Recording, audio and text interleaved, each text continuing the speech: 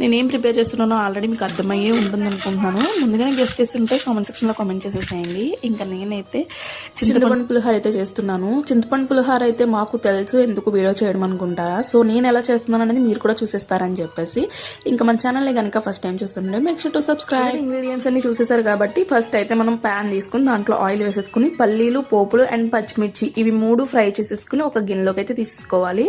Surely చెప్తున్నాను, ఇందులో వేసుకునే పచ్చిమిర్చి అయితే మనం పులిహోరలో తిన్నప్పుడు చాలా అంటే చాలా టేస్టీగా ఉంటుంది.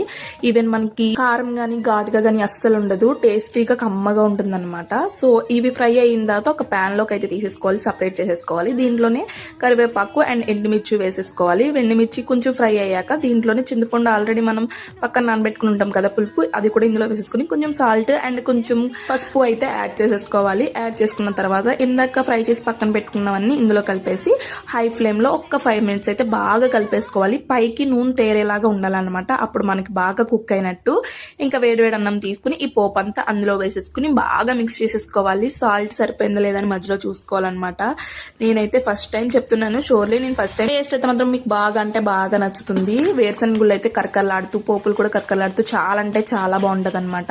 ఒకసారి ట్రై చేసేయండి. ఈ ప్రాసెస్లో ఎలా వచ్చిందనేది నాకు కామెంట్ సెక్షన్లో కామెంట్ చేసేసండి. ఇన్స్టాగ్రామ్ లో చూస్తుంటే ఫాలో